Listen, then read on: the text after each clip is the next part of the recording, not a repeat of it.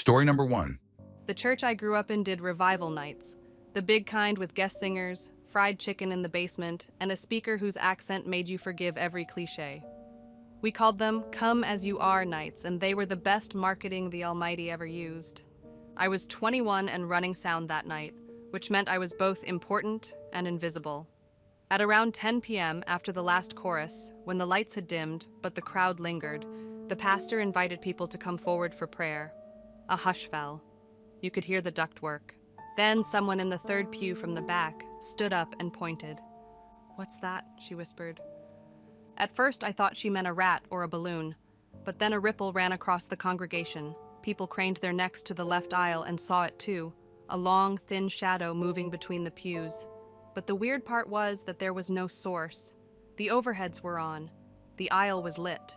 The shadow slid like oil along the floorboards, and whatever cast it stayed a foot behind the seats, never touching anybody's shoes. It didn't have a head. It wasn't a person's projection. It had a shape, like scissors. The speaker stopped mid-sentence. People looked around. It moved slowly toward the altar. For a breathless minute, the whole church held together like a shut fist. A woman began to cry quietly. Children asked their parents if there was a movie they had missed. The shadow paused in front of the communion rail. Then, and this is the part I will never forget, it bent over the hymnals, and every single book in that pew flipped open as if an invisible breeze had taken them. Pages turned to the same hymn in every book. The organist's face went white. His hands were still on the stops. When the shadow rose again, muffled sobbing turned into a low groan that came from the rafters like far-off thunder. People began to pray in tongues, which is what some people do when they're either possessed or extremely uncomfortable. I stayed in the sound booth because that's what I do when I'm scared. Hide in a place with a console and knobs. A man at the front yelled, "In Jesus' name, be gone!" And the shadow twisted like a ribbon in a bad wind and then parted into 3 smaller shadows that slid under 3 different pews. The 3 people sitting there screamed as if bitten and then went quiet. We filed out bleeding on the inside. People called it many things in the days after. A test of faith, a trick of light, mass hysteria. But the 3 people who sat over the shadows all left town within a month. The teenage girl who'd first pointed, Sasha, burned her Bible in her backyard and moved in with an aunt 2 states away. The pastor, for a while, was kinder when he prayed. A friend of mine who reads old folk tales said it sounded like a grief shadow, a thing that latches onto places where regrets are thick and then makes people act on them. He said some say these shadows gather around charred altars, around places where a promise was made and broken, and feed on the obligation in people's chests. We checked the church's history. There had been a scandal in the 1930s, an embezzlement, a split in the congregation, a small fire. A plaque in the vestibule commemorated nothing but the date a wing was rebuilt.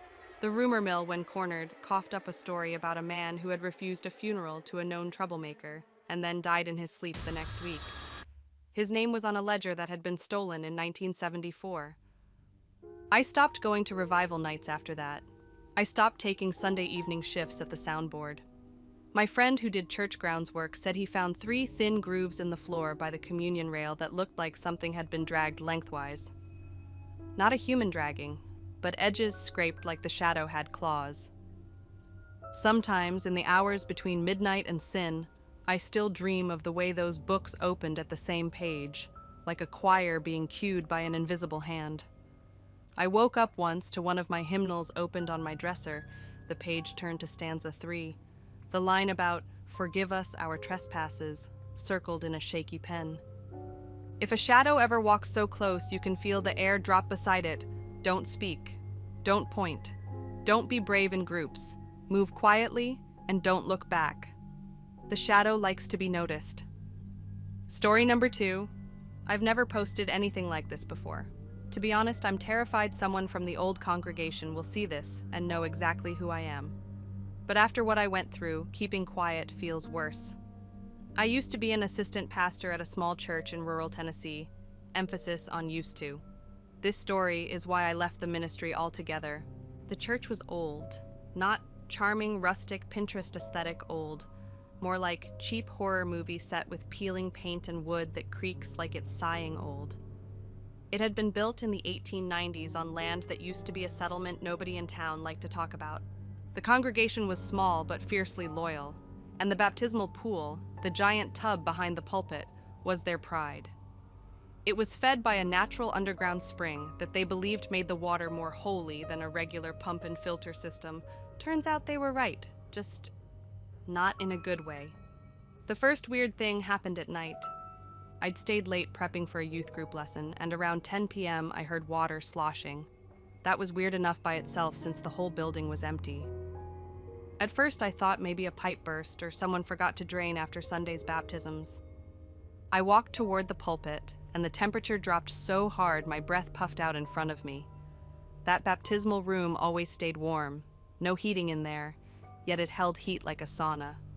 But that night it felt like someone had opened a walk-in freezer. The water in the pool was moving, not rippling from a draft or anything. It was swirling, slow at first, then speeding up like something was circling underneath. I leaned in closer. That's when a hand broke the surface. Not a real hand, at least not an alive one. It was pale blue-white, with skin like soggy paper, fingers too long, like they'd been stretched. It reached up, grabbed the edge of the pool, and started to pull. I froze. I wanted to run, scream, do literally anything except stand there watching some drowned nightmare haul itself upward. The head was next. Hair floating around it like it was still underwater. Eyes clouded over, mouth open in a horrible silent scream. I stepped back and my heel hit the wooden step. The thing jerked toward the sound. It looked at me. Its eyes didn't have pupils, but I swear it saw me. And then, like someone yanked a plug, it collapsed backward into the water and vanished. The swirling stopped. The temperature returned to normal. I got the hell out of there so fast my car keys flew out of my hand and I had to fumble on the gravel in the dark like an idiot. I didn't tell anyone. I didn't even fully believe myself. Sleep deprivation? A weird hallucination? Bad burrito? I'd take any of those explanations over the truth. But things escalated. After that night, people started reporting strange things during services. The water whispered.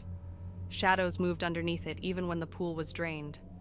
Kids refused to go near it, saying someone was waiting in the deep. One Sunday, during a sermon, the water suddenly erupted, like something underneath it kicked hard. Splashing drenched the choir, and 3 old ladies started screaming. The pastor, an older man named Brother Hale, brushed it off. He was always calm, but with this unnerving calmness like he'd already seen worse. The next week, the youth group kids dared each other to stick their hands in the empty baptismal pool. Emphasis on empty. The first kid who tried it yanked his hand back and started crying. His palm had a perfect circular bruise, like something had grabbed him from dry concrete. I confronted Brother Hale after that. I expected him to deny everything. Instead, he gave this tired, resigned sigh, like I'd finally asked a question he hoped I'd never ask. He told me the truth. The spring under the church wasn't holy. It was a burial pit. Before the church existed, a communal drowning ritual was practiced by a sect that lived there. They believed sacrificing people to the water that remembers made them eternal. Their bodies were dumped into the spring. A whole cult, wiped out when their own final ritual drowned them all at once.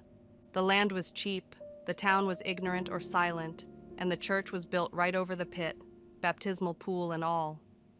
They never left, he told me. I felt sick. I asked why nobody sealed it up, why the church stayed open. His answer was worse than anything the ghosts could have done. Because we keep them calm. As long as we baptize regularly, fresh souls touching the water, they sleep. I don't remember my exact response, but I know it had a lot of profanity for a man of God. 2 nights later, everything went to hell. I was closing up when I heard a splash, violent, frantic, like someone thrashing. I ran in, stupidly thinking someone had fallen in. What I saw, I still dream about it.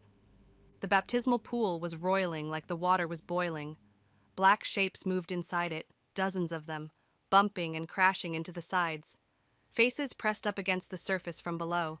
Some were screaming, some were silent. Some had mouths full of water pouring endlessly out. One climbed out, and then another, then another. They weren't whole, limbs bent the wrong way, spines twisted, eyes bulging like they were still drowning.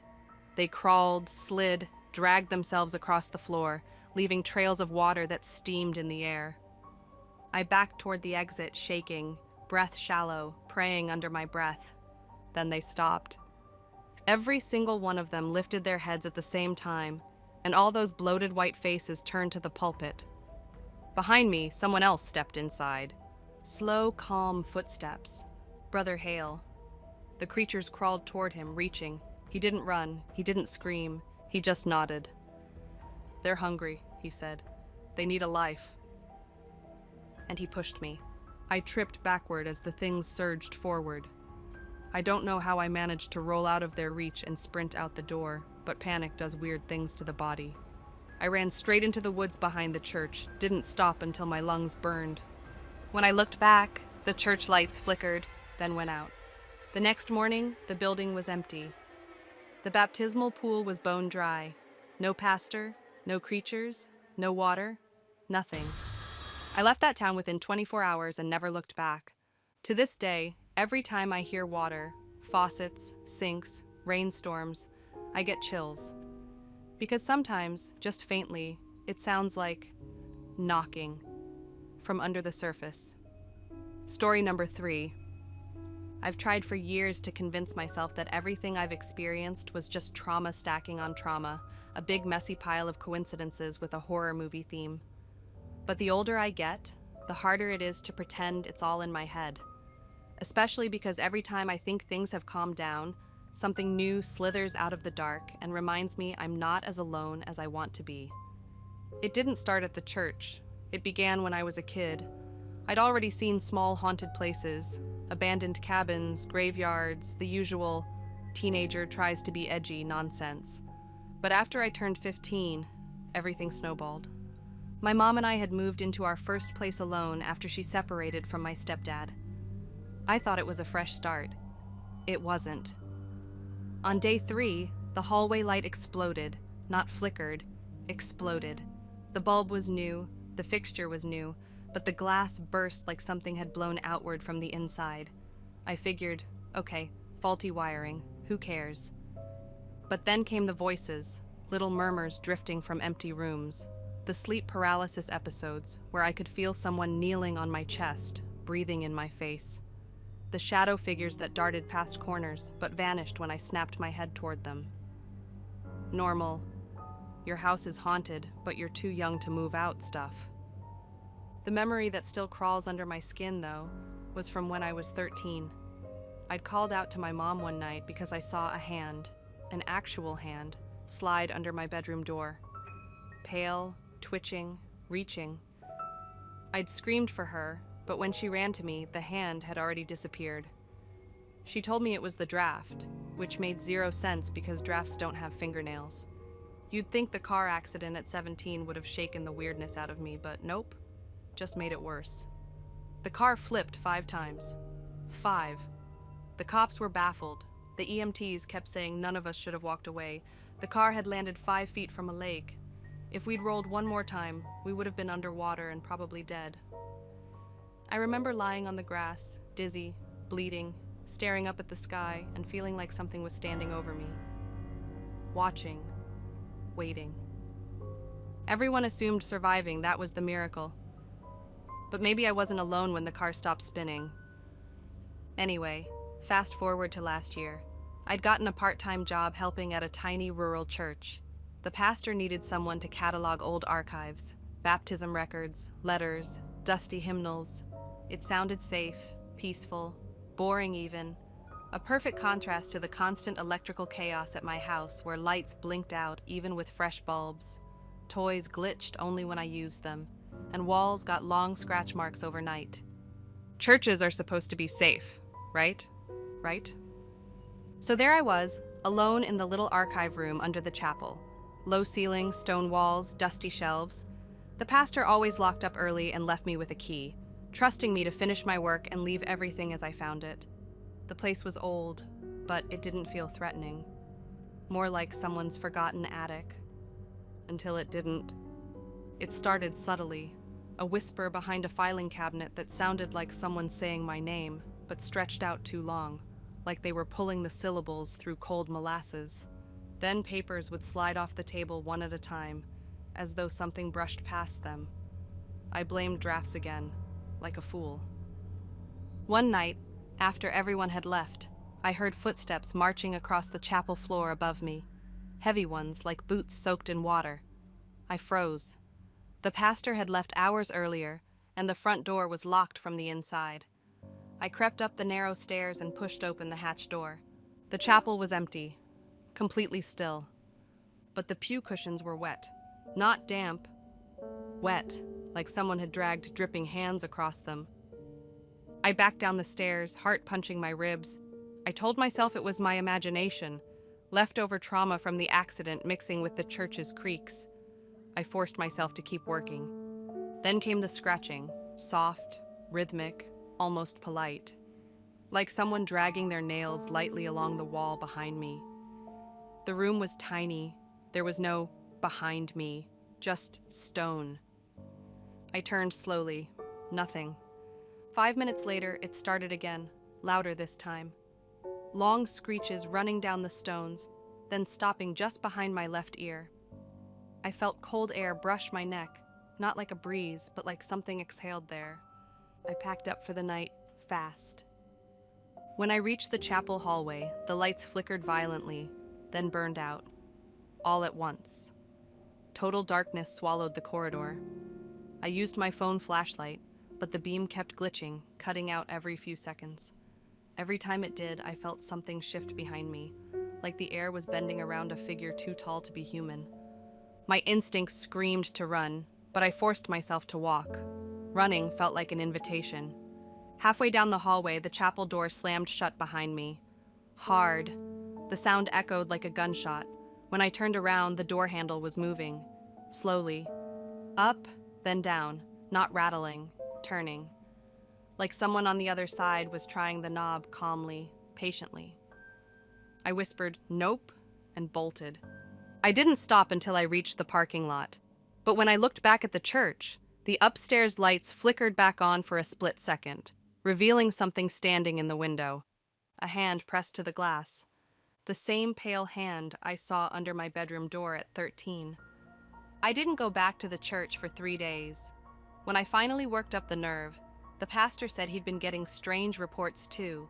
Lights turning on when the building was empty, hymnals falling from shelves, water pooling in the pews without explanation.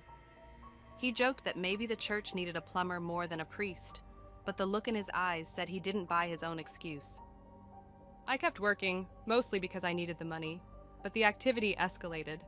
Sleep paralysis hit full force on nights after working late in the archives. Every episode came with the same sensation: weight on my chest, cold breath on my face, shadows pacing at the foot of my bed. At first, I chalked it up to stress, but then I started waking with dust on my clothes. The same dust from the archive room, like something followed me home. Last week was the breaking point. I was in the chapel late, sorting hymnals, when every light in the building flicked off. My phone froze on 2%, even though it was at 80 when I arrived. The air grew thick, heavy. And then I heard it, the sound of something crawling under the chapel door, the unmistakable scrape of a palm dragging across wood, a hand sliding underneath, just like when I was 13. I grabbed my bag, didn't even lock up, and drove off with my heart banging like a drum solo. I still hear the scratching some nights, still see shadows walk by when the house is quiet. Sometimes I wake to find hymn pages on my floor, even though I never brought any home. Whatever flipped that car 5 times and let me live didn't leave.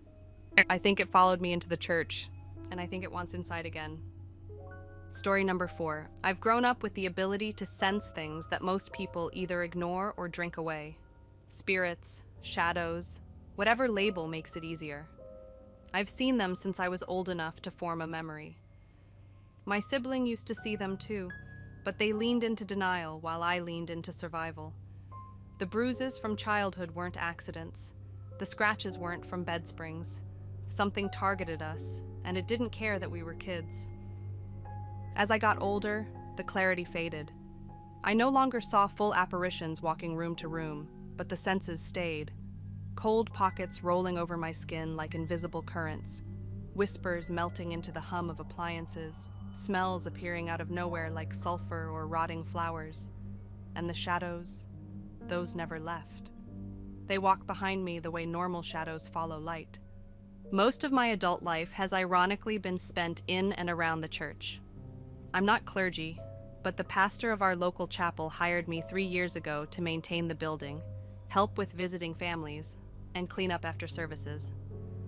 I thought working in a consecrated place would reduce the weirdness, maybe scare off whatever had haunted me since childhood. It didn't. If anything, the activity changed flavor. Darker, sharper, like something realized the place I thought would protect me could actually trap me instead. This February was the turning point. I came home from a late evening helping the pastor lock up after a funeral service. The chapel smelled like melted candles and old wood, the kind of scent that should feel comforting but never does after midnight. I felt watched all night, not stared at, watched, like something was counting my breaths. At around 3 a.m., I woke to a heavy, thick pressure in my bedroom, as though the air had curled into claws. I checked the nanny cam for my daughter's room, habit, not paranoia, and froze. The camera picked up movement, a tall, stretched shadow slipping through the nursery wall like the plaster wasn't even solid. It glided straight toward my daughter's crib. A moment later, she jolted awake, screaming with a terror so raw it felt like someone was peeling at her soul. She wasn't crying like a startled kid. She was screaming like something had touched her. The shadow drifted away through the closed nursery door, triggering the camera again on its exit. I felt dread settle like cement in my lungs. The air in the hallway felt thick and hateful, as if whatever was there didn't just dislike us, it despised us. I didn't see the figure again that night, but I felt it. Every room I blessed felt temporarily lighter, like sunlight after a storm. But every window seemed to stare back at me, not with eyes, just with presence. Something pressed against them from the outside, patient and cold, as though reminding me that walls and glass meant nothing to it. That's when I started praying more seriously, not the soft kind, the kind that feels like you're throwing punches in a fight you can't even see. A week later, the first major loss happened. My engagement ring vanished. It wasn't just a ring. This one belonged to my great-grandmother, then my grandmother, then my mom, and eventually me.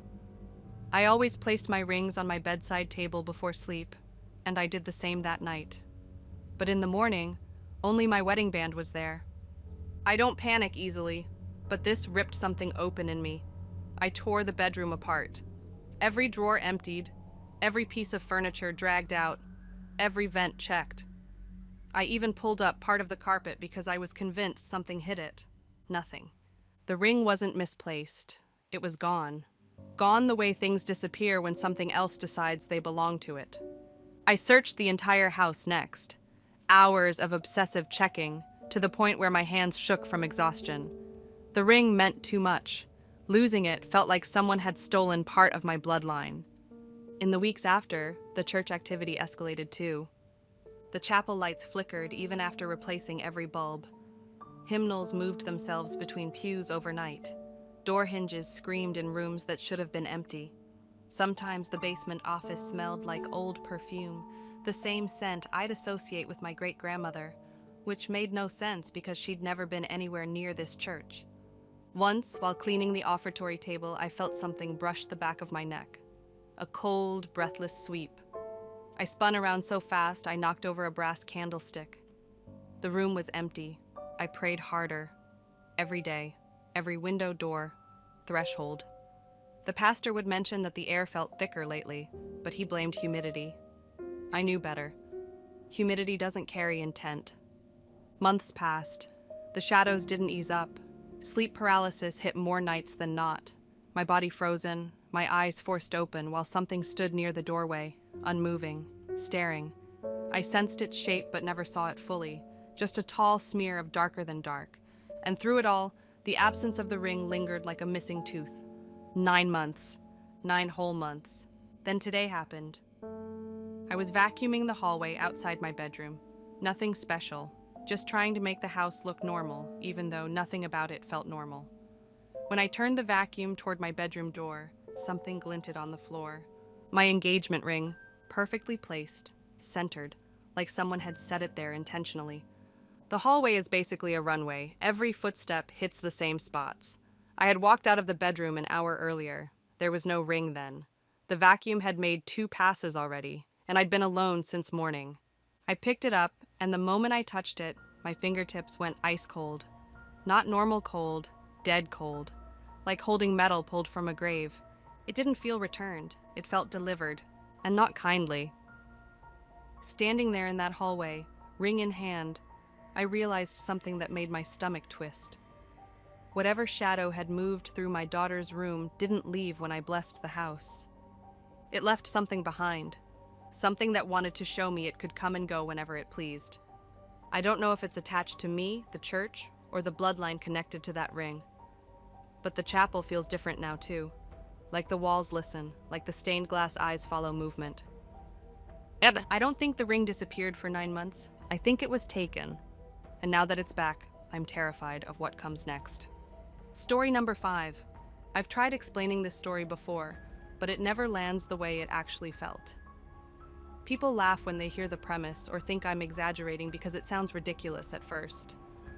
All I can say is this. The moment that glass eye hit the carpet, nothing felt funny anymore. That was the day I stopped assuming churches were automatically safe places. I was 9 when it happened, sitting in the front pew with a perfect view of the pulpit. My dad had invited a guest minister, some traveling preacher who'd been doing revival circuits for years.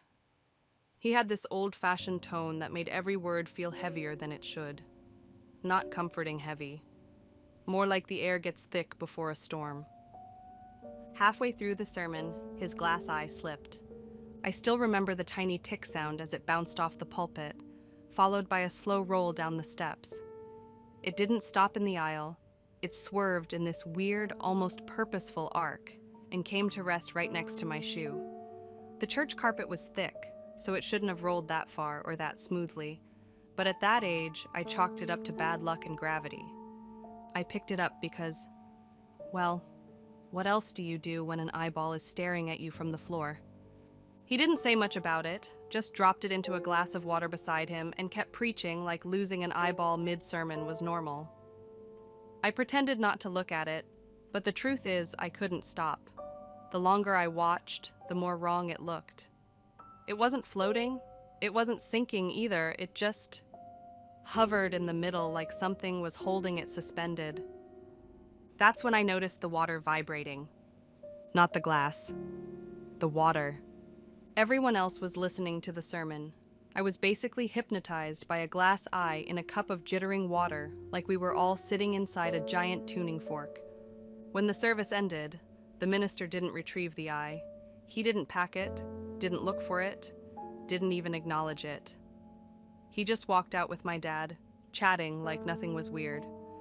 The eye stayed in that cup all afternoon, and because I was 9 and stupidly curious, I went back for a closer look while everyone else was in the foyer.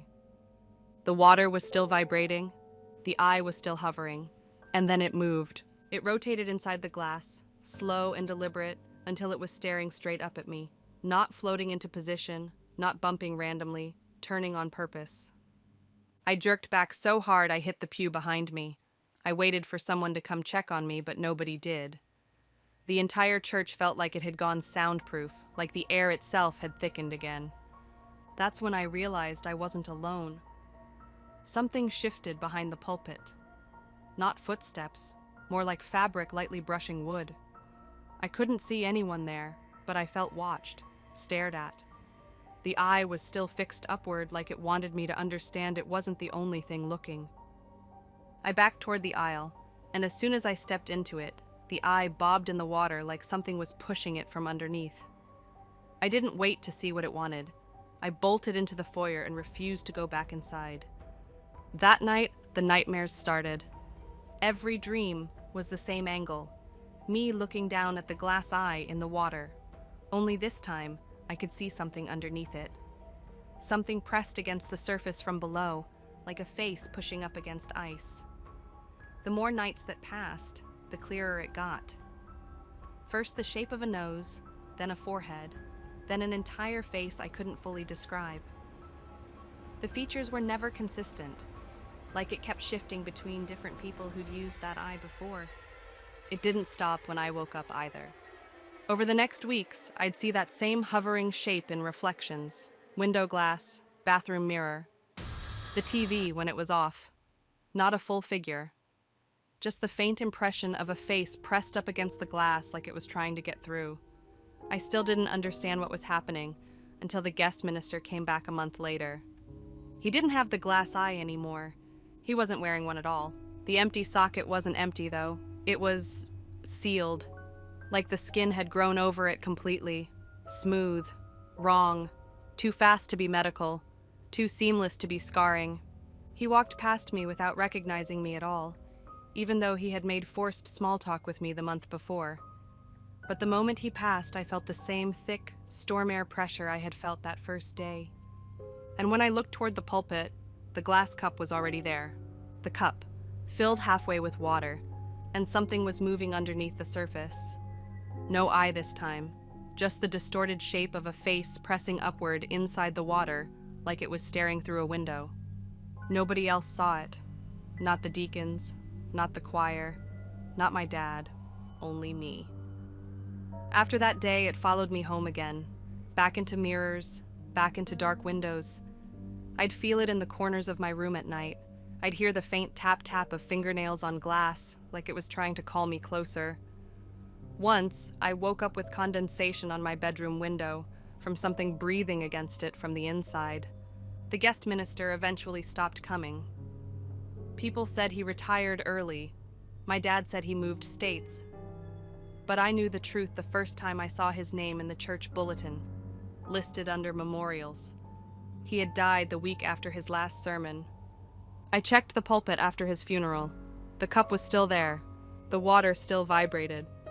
And this time there was an eye inside it again. Except it wasn't glass. It blinked. Story number 6. This happened when I was volunteering as the weekend cleaner at an old stone church that sits right on the edge of a forest. It's one of those buildings that looks holy during the day, but turns into a completely different creature once the sun drops.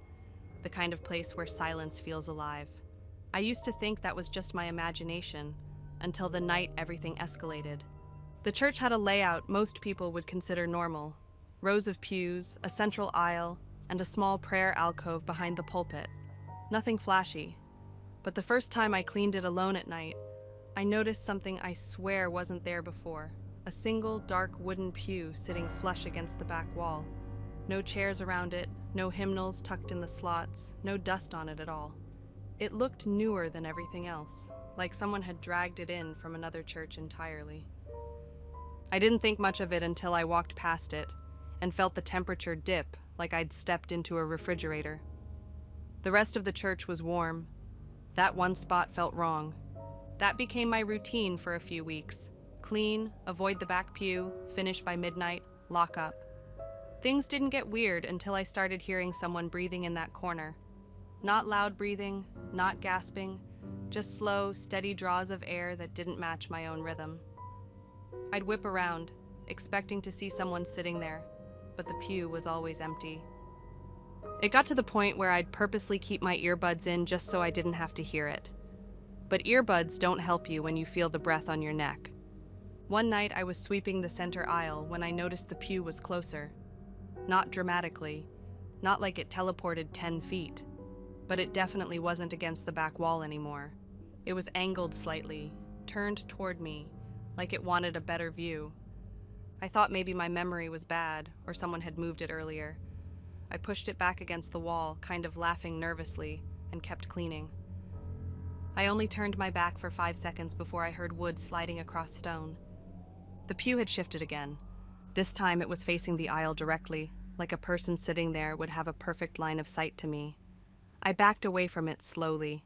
The air around me felt so heavy, it was like walking through warm syrup. I left the church early that night without finishing. I didn't even sweep the sacristy.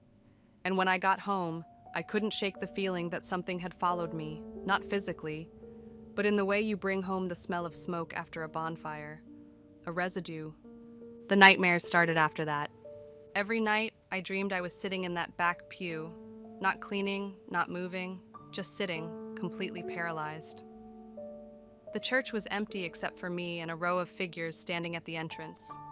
I couldn't see their faces, just silhouettes staring down the aisle. In the dream, I tried to get up, tried to scream, but the pew held me down like I was nailed there. One night, I felt something tug hard on my wrist.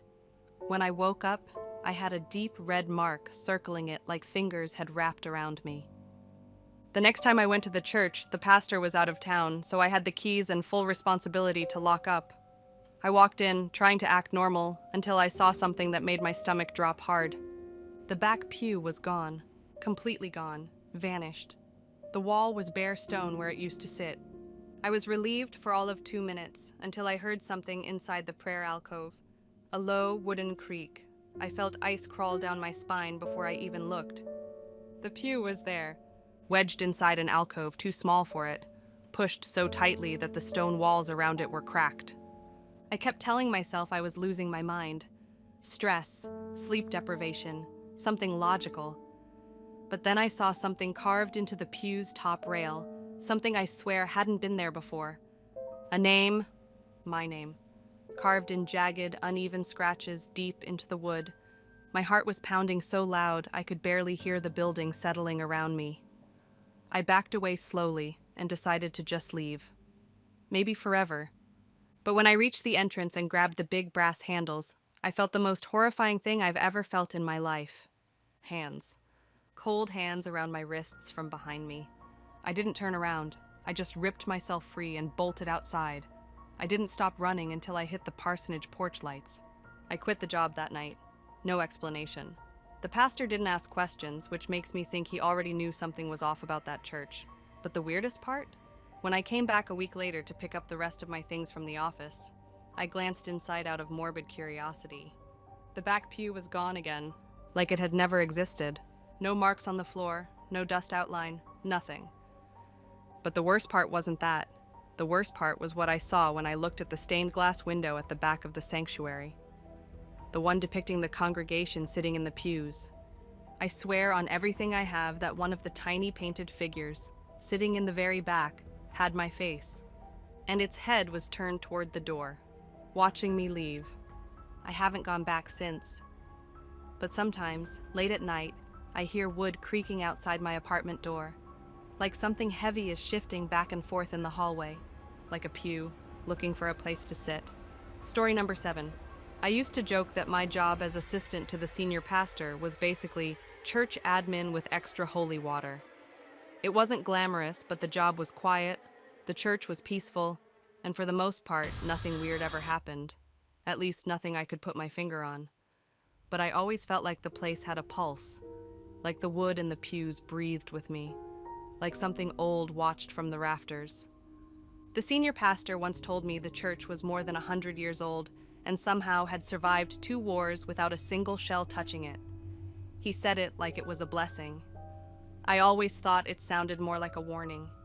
The building was tall, 2 stories of stone and timber, and the ceilings arched so high it felt like the place was swallowing sound.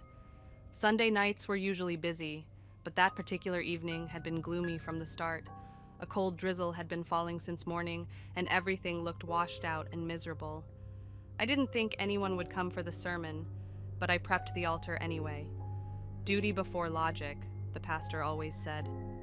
I was wiping down the communion table when I heard the front doors open and saw the senior pastor walking toward me. He wasn't hurrying, but there was something unnerving about the way his silhouette filled the entrance. Too tall, too stiff. Behind him came the congregation. People I recognized, but the way they filed in behind him made my stomach twist. It didn't look like a group entering a church. It looked like they were marching behind him, following him. And their footsteps were synchronized, too synchronized. I kept telling myself it was the dim lighting, or the echo of the hall playing tricks, but my nerves were already buzzing. Everyone sat down perfectly, no shuffling, no murmurs, just a solid wave of bodies lowering into the pews at once. I went to light the candles. and that's when I saw one flame flicker violently, as if someone had blown on it, but the air around me wasn't moving. All the doors were shut, the windows sealed. The candle kept jerking left and right like it was trying to signal something. A cold feeling spread down my spine. When I turned back toward the congregation, everything changed. Their faces started twitching, muscles rippling under the skin like something was crawling inside their cheeks. A woman in the second row bent forward with a sharp jerk, and in the dim light I saw her mouth stretch unnaturally wide. Fangs, actual fangs, pushed down past her lips. I blinked hard, trying to convince myself the shadows were messing with me, but more faces were contorting, twisting into something animalistic and wrong. I looked toward the senior pastor, expecting him to shut the sermon down or at least react, but the sight of him froze me completely. His face had split in two, not literally torn, but wrong. Half human, half something that should have stayed buried beneath the earth. The skin on the right side was smooth and pale like marble. The left side looked like it belonged to a beast. Matted hair, elongated jaw, and deep-set eyes glowing faintly like embers. A guttural sound slipped out of him, something between a growl and a chant. The congregation rose. Not in unison this time. This was worse. They moved in quick, jerky motions, as if puppeteered by something drunk and violent. Their feet left smears of thick, oily liquid on the floor, black trails that pulsed like veins. I tried to run, but every direction felt wrong. The pastor's monstrous half-face jerked toward me, and his jaw cracked open wider than any human jaw should. He lunged, and I stumbled backward, slamming into a pew. I bolted toward the front entrance, but the door refused to budge. I didn't even hear a lock click. It just held firm, as if the wood itself didn't want me to leave. Something behind me snarled, and panic shoved adrenaline through my body. I ran to the one place I thought they wouldn't immediately follow, the old stairwell to the second floor. The building groaned as I climbed, like something massive woke up inside the walls. I sprinted down the narrow hall, heart cramming itself into my throat, and reached the hidden chamber, the small, dusty library the senior pastor had shown me once. A forgotten room behind a rotating shelf, barely big enough for a desk and a few old texts. I slipped inside and shut the shelf back into place, burying myself in shadows. There was a tiny, almost invisible window in the wall, a slit, really, too narrow for anything to get through. I pressed my eye to it and saw the congregation below. They weren't spreading out or searching the church like humans would. They were crawling, dragging their limbs in unnatural angles, leaving thicker smears of the black sludge behind them. The pastor creature paced between them, its head snapping in random directions as if sniffing for me. My vision blurred. My head felt too heavy. A loud ringing filled my ears. I don't know if I passed out from fear, lack of oxygen, or something else entirely. When I woke up, I was lying on one of the pews downstairs. The church was quiet, clean, empty. The senior pastor stood over me, his face normal, his expression concerned. He asked what happened. I explained everything, the twitching faces, the fangs, the black trails, his own monstrous transformation. He stared at me like I'd lost my mind. He said the sermon had been canceled in the morning because of the rain. Nobody had come. He hadn't even stepped inside the sanctuary all evening. But the part that still haunts me is what I saw when I left the church that night. One of the black smears was still on the floor, dried, faint, almost invisible, but there, and shaped like a footprint. Story number 8. I used to work night shifts as the janitor at St. Harrow's, a church so old it felt like it should have crumbled into dust decades ago. The congregation was small, the walls were cracked, and the stained glass rattled if someone sneezed too hard. The church had one pride and joy, though, the gigantic pipe organ built into the back wall. People said it was imported from somewhere in Europe before the war. Others said it wasn't imported at all, that it was found already assembled in the ruins of what used to be another church, and St. Harrow's simply built the sanctuary around it. I always thought that was just a spooky story old folks like to pass around. I don't anymore. My shifts were usually quiet. Sweep the aisles, mop the floors, polish the railings. occasionally chase out a stray raccoon that slipped in through the loose paneling. But my least favorite part was the upstairs balcony where the organ sat.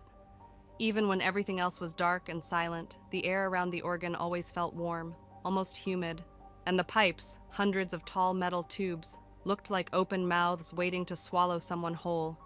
The pastor warned me never to touch the organ, even accidentally. He said it had a temper. I laughed, thinking he meant it malfunctioned, but he didn't laugh back. The first weird thing happened on a Friday night around 1 a.m.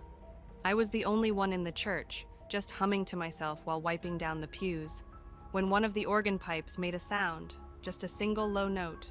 Not loud, not dramatic, more like someone exhaled into it. I froze mid-wipe. There was no wind, no open window, no draft. I told myself metal expands and contracts with temperature changes. Science, not ghosts. But when I started sweeping again, another note floated down, higher this time, then another, and another. It took me too long to realize it wasn't random. Something upstairs was playing scales, slow, precise, deliberate. I climbed the stairs, telling myself I'd find a raccoon stepping on the keys or something stupid like that. But when I reached the balcony, there was nothing there. No animals, no pastor, no prankster teens. But the organ bench was pulled out, farther than I ever left it. I pushed it back in, heart hammering, and immediately left the balcony. I didn't look over my shoulder because every bone in my body screamed not to. For the next week, the organ behaved, but the church didn't feel right. The sanctuary felt warmer, even when the heater was off. The candles near the altar bent toward the balcony, like they were leaning into a breeze that didn't exist. Sometimes I'd hear faint humming, like a choir warming up, but when I checked, the place was empty. Then came the night I nearly quit. It was storming outside, rain hammering the stained glass so hard I thought it might break. I was cleaning the vestibule when I felt a vibration travel through the floorboards. A long, shuddering note rolled through the church. A sound so deep it rattled my ribs. The organ was playing, not a scale this time, a hymn. But not a hymn I recognized. It sounded wrong, like a song played backward, or played by someone who barely remembered what humans sounded like. The melody trembled between notes that didn't belong together, and I swear something behind the sound whispered. Not words, more like breath shaped into something meaning adjacent. I ran up the stairs without thinking, adrenaline and stupidity pushing me forward. When I reached the balcony, everything looked normal, except the organ bench. It was pulled out again, but this time it was rocking. Slightly, like someone had stood up from it seconds earlier. The organ keys were still moving, pressed by nothing. I should have run, I know that. But fear makes you curious in the dumbest ways. I inched closer and saw something I'll never forget. There were fingerprints on the keys, black, smudged, burned in, not ink, not dirt, burn marks. 10 long, finger-shaped scorch marks pressed into the ivory keys like someone with scorching hot hands had been playing. A sudden cold wind hit the back of my neck, and the organ stopped mid-note. The silence that followed wasn't normal silence. It felt like someone inhaling before they screamed. I backed away so fast I tripped over the bench. When I scrambled up, I saw movement inside the organ pipes. Not shadows, shapes. Human-shaped, but stretched. Like silhouettes of people pressed against the metal from the inside, shifting and squirming as if trying to climb upward. The pipes vibrated with soft thuds, like fists hitting from within. I ran. I don't even remember going down the stairs. The next thing I knew, I was in the sanctuary, panting like I'd been chased. I grabbed my hoodie and keys and bolted for the front door, but the door wouldn't open. The handle turned, the lock clicked, but the door itself felt glued shut. Behind me, the first organ note boomed again, so loud the floorboards trembled. Then another, and another. A frenzied, frantic pounding of keys, like whatever was inside the pipes was clawing its way out through music. I didn't try the back door. I didn't try to hide. I just slammed my shoulder into the front door again and again until something gave. Not the lock, but the wood. It cracked open violently, and I spilled out onto the wet steps outside. I didn't go back for 3 days. When I finally did, During the daytime, with the pastor, I expected the organ to look warped or scorched, or at least disturbed. But it was perfect, polished, quiet, calm. But the scorch marks were still on the keys. The pastor stared at them for a long time, then covered them with a cloth. He told me the organ was older than the church, that it didn't just play songs, it kept something asleep, something that used music to breathe. And sometimes, late at night, something inside it remembers how to wake up. I quit a week later, but every time I hear church organs in movies or on TV, even soft ones, even peaceful ones, I get a weird pressure behind my eyes, like a migraine forming. And sometimes, in the background of the music, I swear I hear a whisper. A voice humming a tune I still can't name, the same one that tried to sing its way out of the pipes. Thanks for watching. Don't leave before leaving a like to this video. Also hit the subscribe button to support my work. And as always, have a horrific nightmare, my dear.